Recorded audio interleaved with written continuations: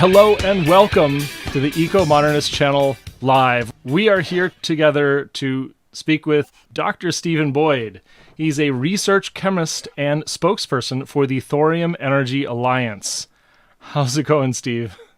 Hi. How's it going, Carl? How's it going, everybody? Your resume is so large that it was hard to give a really brief synopsis, but why don't you tell us what you're up to right now?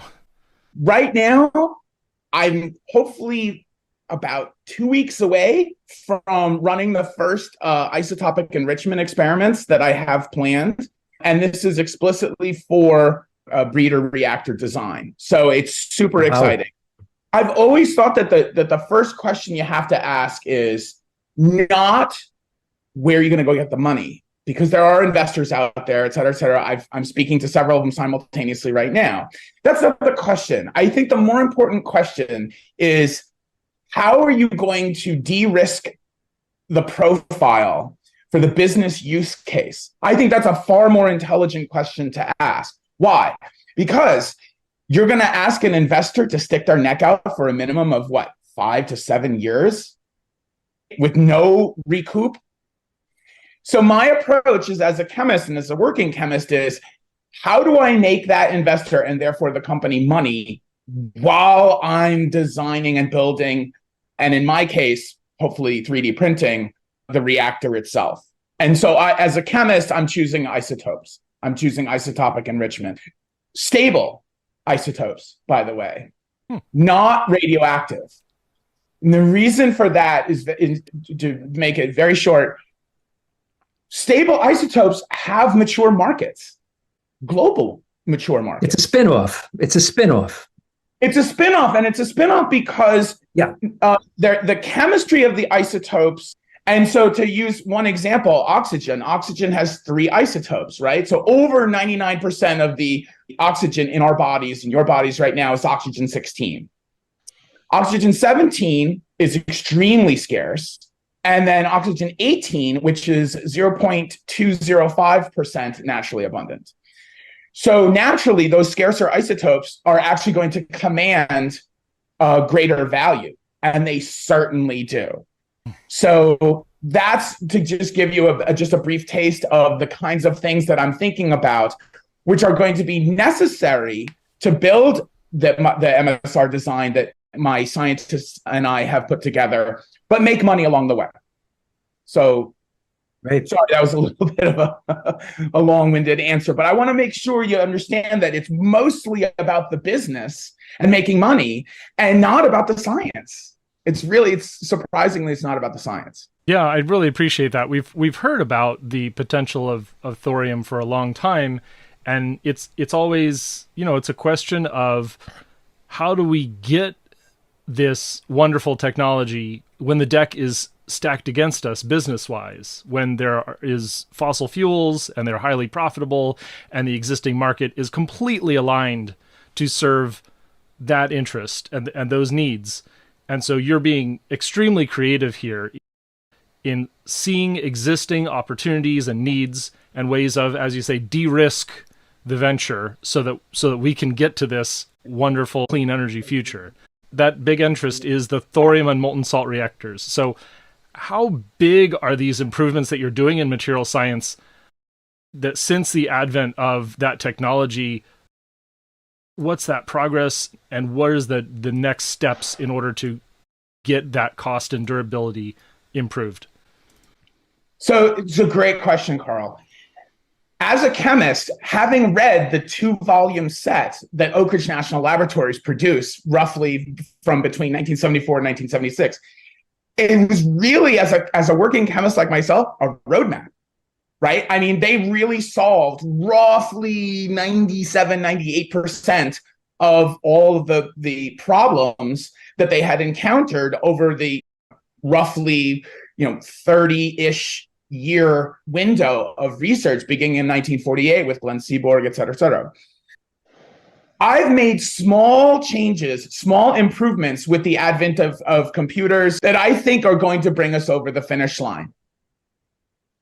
Make these improvements in material science cheap and make them profitable, derivatively profitable. And so that's exactly where I am. I'm very, very deep in the material science right now to make the MSR. And as a fluoride salt chemist, which is what my entire PhD and even my postdoctoral fellowship was about, it really, really highly focused on that. So let me give you one example. In discussions with my scientific team, I wanted to address for example, the problem of helium embrittlement. This was a problem, not to get too techie, but this was a big problem back in the 50s and 60s, and they didn't know how to solve it. I believe I've been able to solve it, and I can eliminate the problem through proprietary chemistry to the tune of only around 64 Celsius. So I can make the materials at very low cost because it's low temperature, and then isotopically enrich, in this case, one of the constituent elements that make up the walls, the containment materials themselves. So you do it cheap, and during your process, whatever products come off, go sell them. Yeah. So I spent a lot of time thinking about those markets and thinking about where I could fit in those markets, making superior materials and making a very high value, while all the while moving toward ever closer my goal of 3D printing a small FLiBe generated. So I'm a big fan. What is FLiBe for the audience? Sure. So FLiBe is what's called a eutectic. It's a mixture of, as you can probably tell from the acronym FLiBe. So it's lithium fluoride and beryllium difluoride. So, okay. And you mix those two together. You need 2 lithium fluorides for every 1 beryllium difluoride, because the beryllium comes in, does some really cool what's called hybridization, if you remember high school or college chemistry. And then you have an excellent material that provides for a lower melting point of your overall core salt or your blanket salt. It's great. And ask yourself the simple question, gentlemen. Why did Oak Ridge stick with FLiBe for 35 years? They investigated other eutectics, right? They investigated other fluoride salt-like materials that lowered the operating temperature and also have impressive neutronics characteristics. They stuck with FLiBe for a reason. It's because it's the best performer. It's the best performer in terms of its neutronics. It's the best performer in terms of any residual gases that may be evolved as a result of its use. It's the best performer in terms of the lowest melting point of everything out there. So really all across the board, they took a critical eye for decades on other eutectics in addition to FLiBe, and they just found that this is superior. Just to recap, we've got a few really new people, and I want to make sure they understand. FLiBe is a molten salt, sort of the foundation of the molten salt fuel and coolant in a molten salt reactor. A thorium reactor runs on FLiBe plus thorium or FLiBe plus uranium. That's correct. So it's weird in that it comes down to something so simple as lower the melting point. If you have pure uranium trifluoride or uranium tetrafluoride or thorium tetrafluoride, by the way, their melting points are really high. And so by throwing in a eutectic, that's what it's called, eu meaning good, right? So just from the Greek, by throwing in FLiBe, you're actually lowering the melting point quite dramatically to about 546 Celsius. And that's a nice low spot. It's actually the lowest of all fluoride salts. And I actually write about this in the books that I put some material into, which I can talk about as well.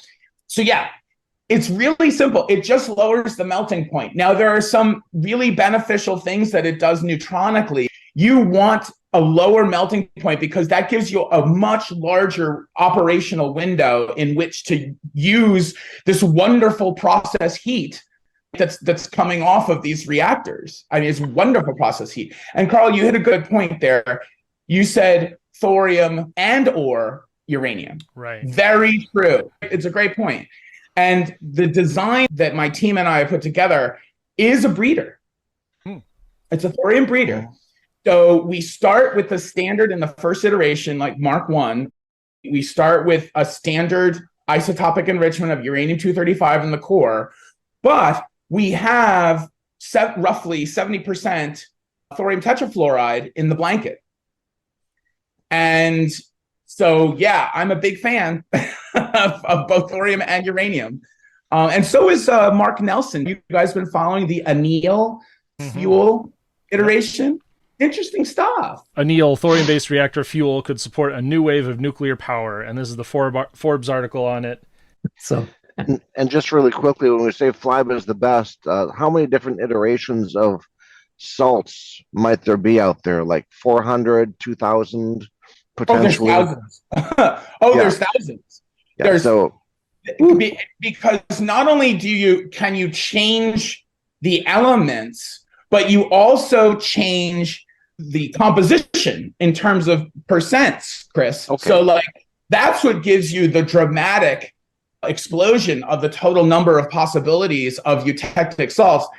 now you mentioned thousands of different salts. While this commercial reactor, when it's commercialized, is running, would you be able to just put in this different salt one day, this different salt the next day, and kind of test out things like that? Or you have to do that ahead of time? So while we will do it ahead of time, it's the flexibility, Gabe, that you're hitting on, which is so outstanding.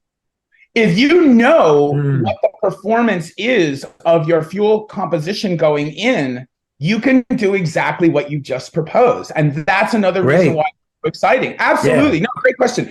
Think about it, gentlemen. We've got control over three things: volume, composition, flow rate. In any molten salt reactor, you have control over those three things. So all of these comments that I see online about, base load and load following and all the other jazz, yeah, MSRs can do that because you have control over those three parameters. And we just demonstrated this in terms of a neutronic simulation relatively recently about how we can go down and up because of our control over those three parameters. So great question, Gabe. Great question. Versatility. Yeah, versatility in MSRs. And again, sure, I'm biased, but I mean, the data are the data, right? The versatility allows you to dramatically shift your energy window in stark contrast to solid oxide fuel systems, right? Got a quick follow-up. Yeah, So if you have one specific design of a molten salt reactor that's going to be used for different things, you might have a couple hundred molten salt reactors out there desalinating water. One might be melting some metals. Another one might be chemical usages. Can you vary the composition of the salt in terms of the fuel in it or in terms of the salt itself composition of FLiBe?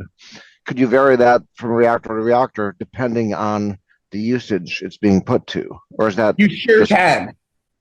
You sure can. You sure can. And let me give you a very specific business use case. You mentioned desalination. I'm not trying to be mean, but I'm not interested in desalination. It's because it's not going to make money. This is unfortunately a capitalist business model, right? I would love to desalinate if somebody was going to pay me to go desalinate. But what is the problem with water? Water's a commodity. You want water to be as cheap and as plentiful as possible. But that also means a dramatically low price. You're talking like 10 cents a liter, possibly even lower. That's not going to support a capitalist business model. That the people who own and operate or lease or what have you, the molten salt reactor, you need to get paid. So let me backtrack. So one of the things you didn't mention, which I'm very interested in as both a chemist and somebody who wants to get 3D printed MSRs out there on every street corner, is for use exactly as you just said, for chemical reasons. We call it the DRX method. Initially, the Swedes did some excellent work on direct reduction of iron, so DRI, whereby you just in time produce hydrogen gas. You don't liquefy it, you don't store it, you produce it just in time, liters per minute or liters per second, and you apply it under relatively low heat. So you're going to be using the MSR to do two things, or as you had just indicated, maybe more than one MSR. One will be generating the electricity to electrolytically split water under very specific conditions to keep the energy usage at a minimum. But the other one is to provide enough process heat to, as the Swedish did, because they did decades of research on this, to reduce the iron oxide, everything that's found in the earth as iron oxide, and reduce it to iron metal, where the only other product that you get is water, right? Because the oxygen's coming off. Hydrogen is wonderful under these circumstances at elevated heat to attack the iron oxide and then just leave water. Well, I started looking into this. You can do this with many metals in their parent oxide form right out of the ground. Titanium, nickel. You can even do it with thorium, copper, aluminum. It's really versatile. It's low energy, and you're using hydrogen, and then you're producing crystal clear water as the only other reagent, as either steam or what have you, which you can use, you can get rid of it, you can go sell it, you can do whatever you want. So it's really, really exciting to think about business use cases, because you're going to basically make more money, but you're going to simultaneously attack the most energy intensive fields that humanity has in front of us that consume huge amounts of energy and therefore produce huge amounts of carbon dioxide, which is a disaster. But we need it, right? We need it for the metals in the aluminum can. We need it for the titanium that I have in my glasses. We need these things as modern society. What better way to lower our carbon footprint than to go make high temperature heat, go make hydrogen in this one particular business use case, and then go reduce these metals. We need them. Let me try to paraphrase you. Maybe I'm putting too much into this, but I believe it's coker plants that they're using that coker, which is like coal, to do this, right? So what you're saying is that you could do it cleaner and cheaper than a coker plant, let's say. Basically, yes. I haven't done a techno-economic analysis as to whether there's a 1-to-1 or 1-to-n or n-to-1 relationship between cost per unit kilo. But my goodness, if you're producing both hydrogen and the process heat needed from a single MSR or a pair of MSRs, so you have highly focused, very reasonably priced energy to do so, I'm betting that I could probably do exactly what you just proposed, Gabe. I think I can do it faster and cheaper and way better in terms of the environment. Way better. That's fantastic. If you could do that. Yeah, cool. Wow. But I don't see any reason why not, right? I mean, thank goodness that we have Oak Ridge National Laboratory scientists for 30 years to basically give us a roadmap. And with the modern advantages that they really never had of high-speed computers, which are cheap, the proprietary chemistries that I've come up with rely on fast computation in order to do the chemistry that I need to do. It's not a quantum computer. It's just regular old modern computers that we have right now that are really fast. So that wealth of historic research that did find its way to China, and they are taking off with it. What do you think of those Chinese thorium reactors? We got a 100 megawatt pilot plant, I believe. Is that right? That's correct. The TM1 FSR, I think that's what it's called. Shout out to one of my followers on Twitter, a guy by the name of Conrad. He has done a masterful job at downloading commercially available satellite imagery and has put together basically a GIFmation of the construction progress of the Chinese molten salt reactor project over a span of quite a few months.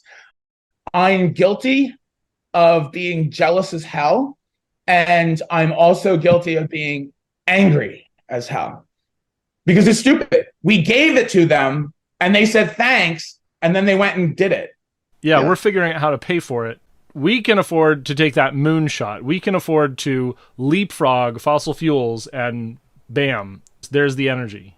Exactly. We'll see how it works, but this is a great opportunity that America's currently missing the boat on, unfortunately. It's infuriating, but it's worse than that, Carl, and here's why. Where's their thorium coming from? They don't have thorium in China? Does it come from somewhere else? No, they have tons. Can I curse? Can I curse on this podcast? They've got shit tons. They've got shit. Process. Yeah, they do. Why? They do. Oh, why? Is it because renewables? They're digging up the rare earth minerals and those? You got it. Oh man! Yep. So it's the tailing. You got it. From our consumption. It's the Western global North consumption of electronics and renewable energy and electric vehicles and batteries that is giving them all the fuel they could ever want. That's it. Decades and decades of the fuel, by the way, because it's already processed. Carl hit the nail on the head. All of the rare earth elements are basically phosphates. Coincident with the monazite or churchite crystal, coincident with the rare earths within the phosphate are thorium and uranium.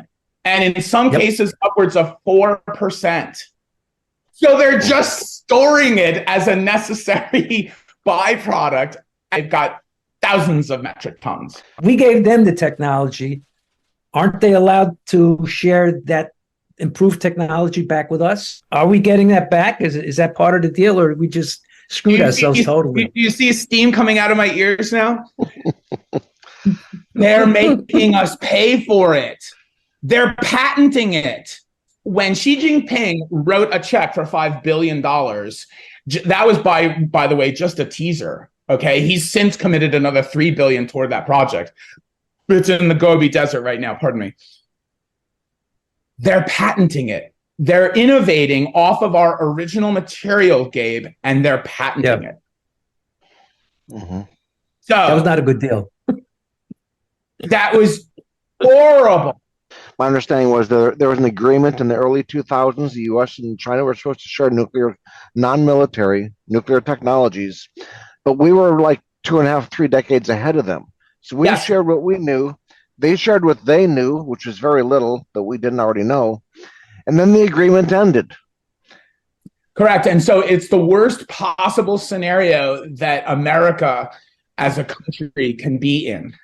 Again. It's the worst possible scenario. Because think about it, as Carl had mentioned, rare earths, yes, right? But where is China getting the majority of their rare earths when they're not mining it domestically in Northwest China?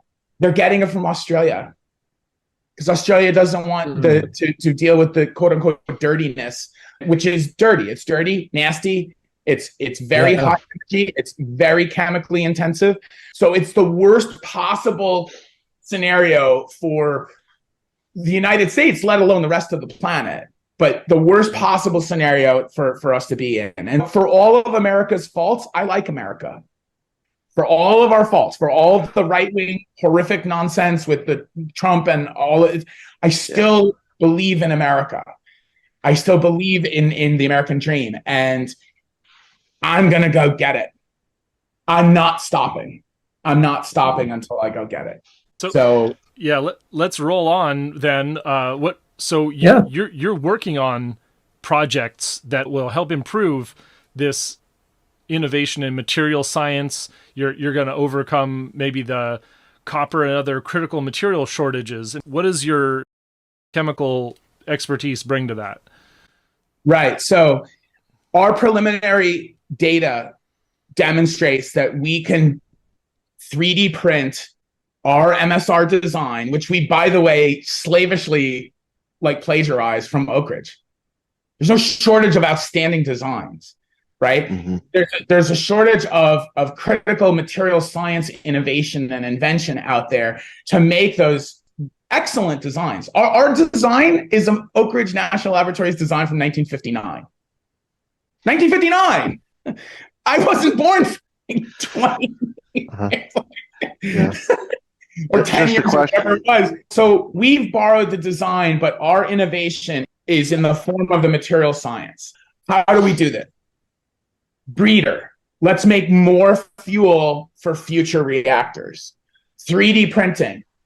We're already ready to go, and we already have one of the guys on my science team has already co-published several papers to date on the superiority, under certain conditions, but the superiority of 3D printed materials. Isotopic enrichment. You can think of isotopic enrichment as to making something very isotopically rich, right? Well, what's the opposite of that, right? The inverse of that is isotopic depletion. And that is exactly what I have planned, and I've already done some preliminary experiments on isotopic depletion. Getting the isotopes out of the materials that would hinder performance in the long run, would hinder neutron invisibility, that will improve performance and lower the cost. So for example, we're ballparking the actual 3D printing is only going to be about $700,000 to $800,000 for an actual unit, for an actual MSR. It's small, it's super tiny. It's not going to be more than about 1.8 meters tall. It's a little fat. It's going to be around 2 meters because we have the blanket. It can vary between 5 and 30 megawatt electric. Now that's very small. I think that's business calculus that people can get their heads around, right? Because, okay, now I'm taking a one-time hit on the uranium-235, right, which our design is specifically for HALEU. But you take the one-time hit up front on your uranium-235, and then you keep making your 233 using your blankets as you move forward. That just makes good business sense, right, fellas? Because now your cost keeps going down and down and down and down and down for arguably the most expensive thing that is part of your recipe, right, which is your fuel. So that's to give you, I guess, 2 or 3 examples of where I'm going with my designs and with our team. Attack the points that Oak Ridge National Laboratories highlighted but couldn't solve. For a number of reasons. Then attack those, solve them to make a superior product and get it out the door as fast as possible. So that's my goal in a nutshell. What was the show before last? I forget. But anyhow, Ken O'Brien, he was saying how would be extremely expensive to build a HALEU infrastructure to produce that HALEU. But if you drop that price low enough, could that overcome that problem that he mentioned? So the answer that I'm going to give you is unequivocally yes.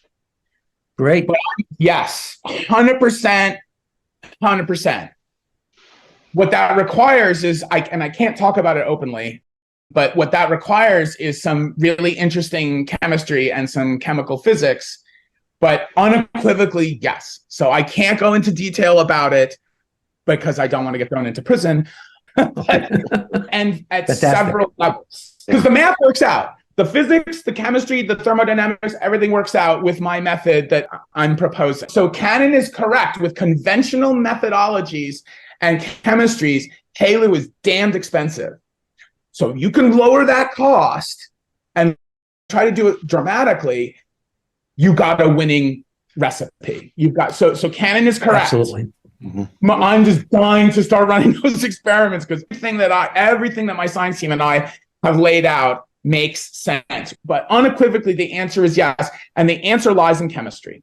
And just to clear it up for people, we're talking breeder reactors. And that's why Stephen's being very cagey about the process and the outputs. This is something that we don't want Iran getting a hold of this kind of stuff. Is that right?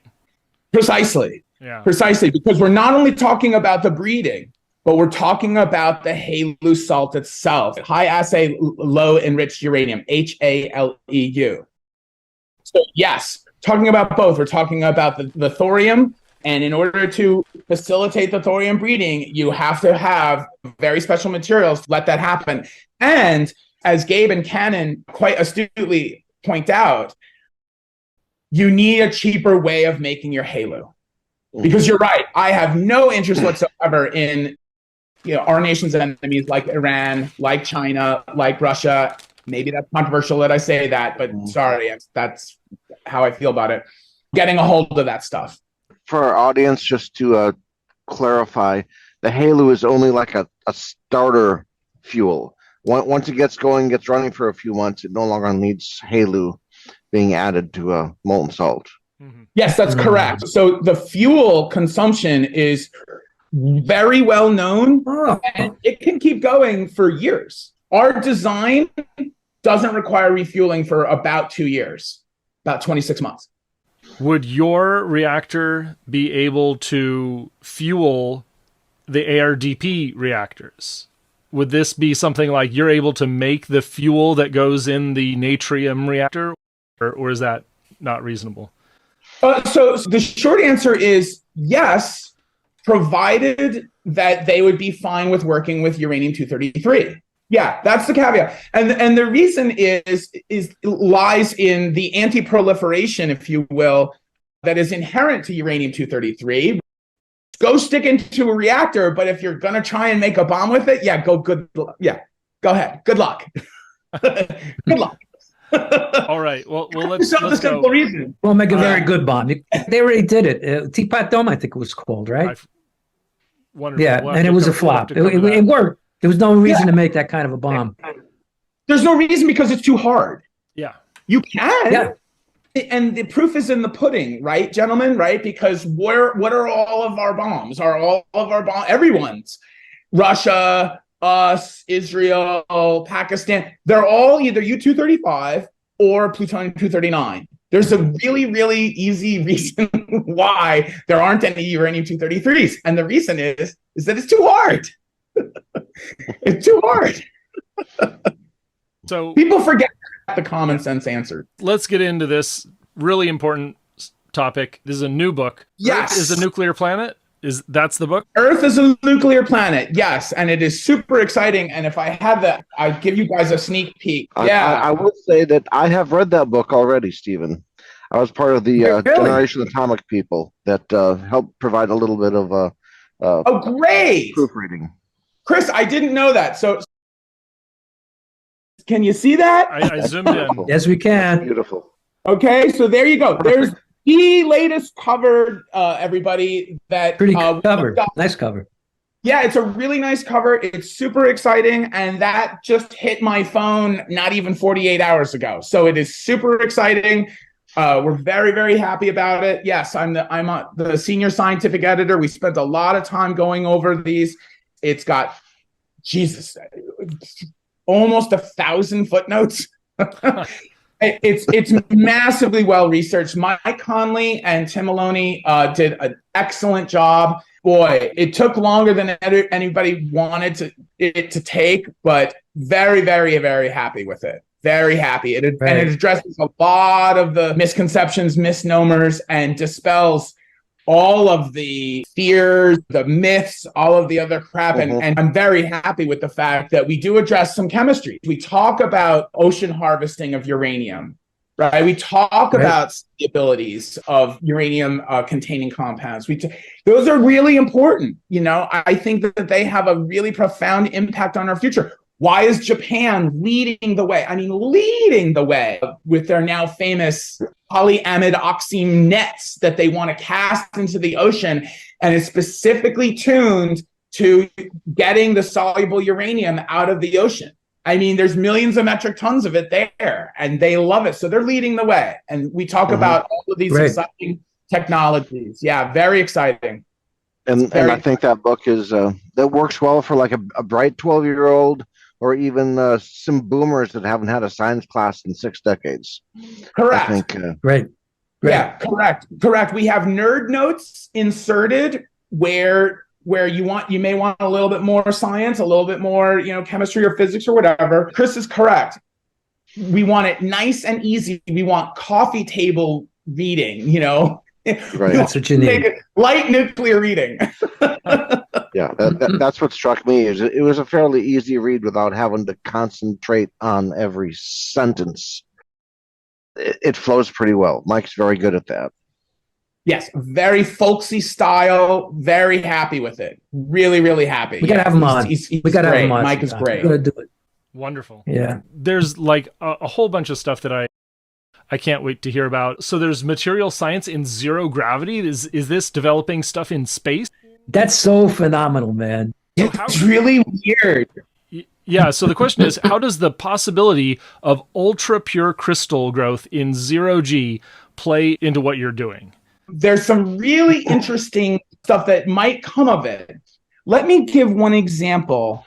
I am sharing a structure called a perovskite. This is one of the avenues that zero gravity research could have a big impact on. Now, this is merely a cartoon, but it does effectively represent what the crystallographic unit cell looks like. Right now, there's upwards of 24% performance in photovoltaic cells, so solar panels, but not using the classic traditional silicon, right, SiO2. They're looking at these types of things. They're comprised of different elements. Here, one of the most promising versions, which could be grown in zero gravity, which is super exciting because there's a whole field of crystals that can't be grown on Earth because it's so challenging in our Earth's gravitational field to be able to try and grow these crystals. But in zero or microgravity, you can. Now, perovskites can easily be grown here on Earth. But what they're finding difficulty in is long-term performance. And so absent any gravitational field, one area of promising research is to grow these in zero gravity or microgravity and try to see what their performance is as photovoltaic cells. So that's exciting. And one other interesting aspect, which is not receiving much money, in my personal opinion, research money, as it should, is aluminum alloy research. Aluminum is great. As you can see in the graphic here, it's 1,000 times more abundant on the Earth's surface than copper. The downside, however, is that copper is much more conductive, right? So the resistance on aluminum is far higher. There are a couple other properties about aluminum that make it inferior, unfortunately, a level of conductivity.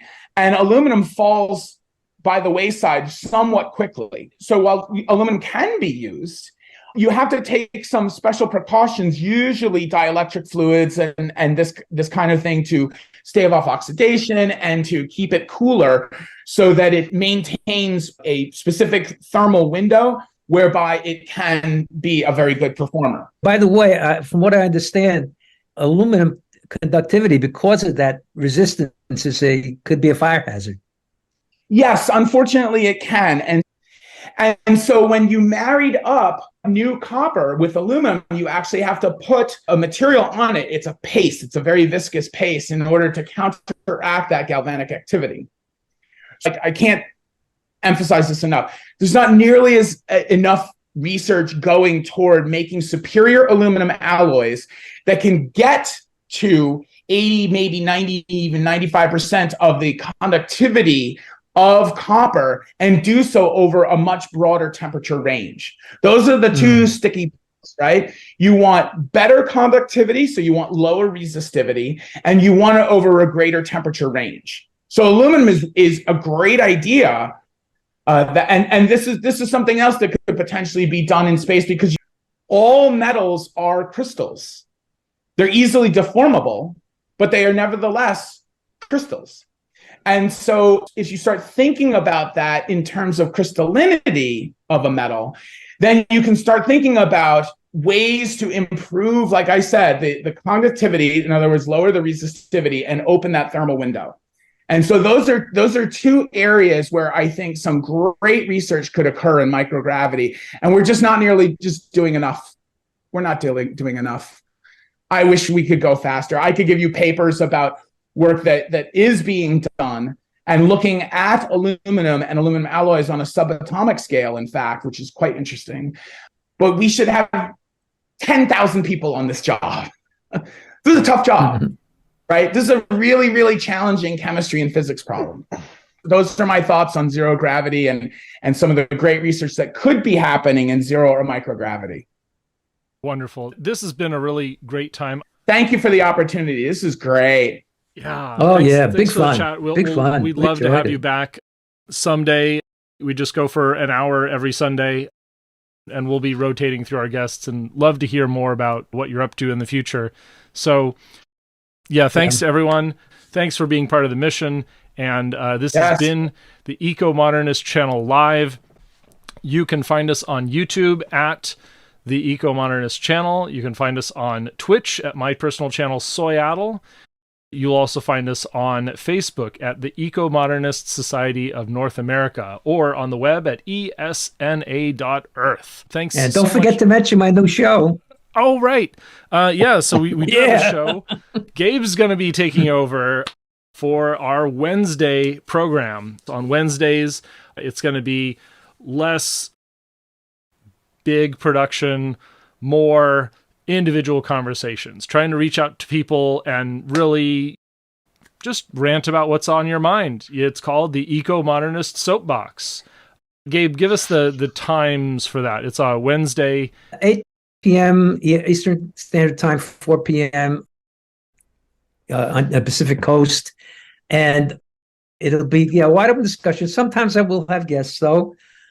And if people want to get on, you have to be a member of the society, which is a $2 revolving contribution. That's it. And you could come on and talk with me and talk with our guests and everything.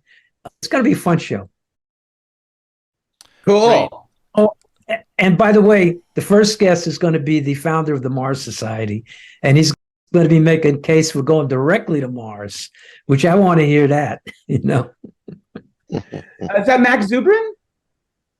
Yes. Yes. Big fan. Yes. That's He who wants it to go is. directly to Mars. I agree with him. I absolutely Wow. agree.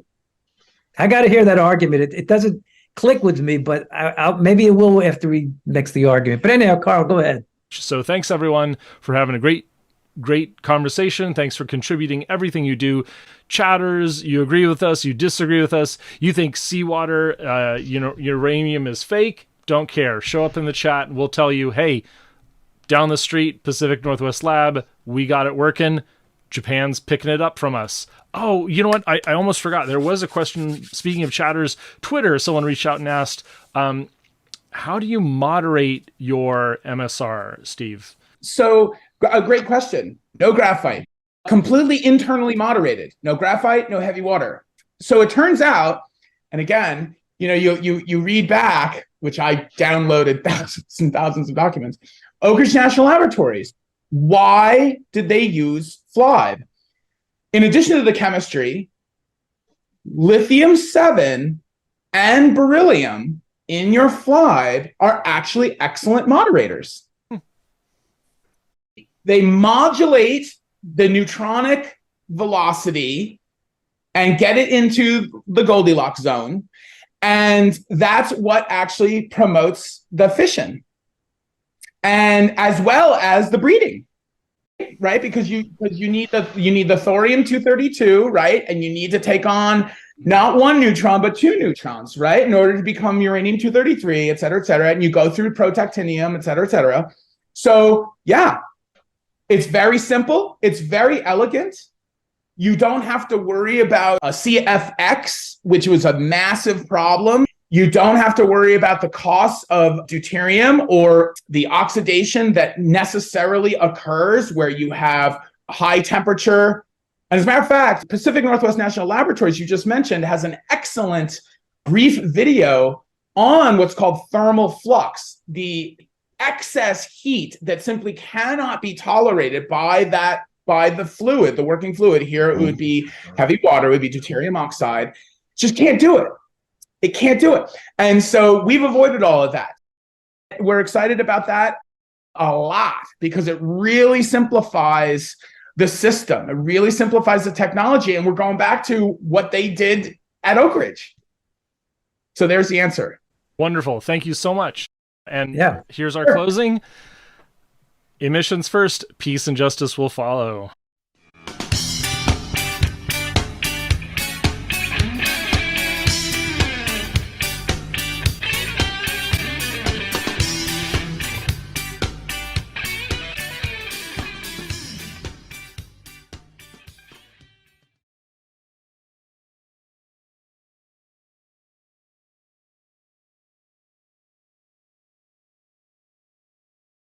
Please subscribe to us on YouTube, Ecomodernist channel.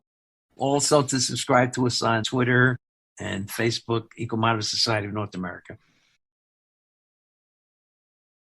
And online at https://esna.earth.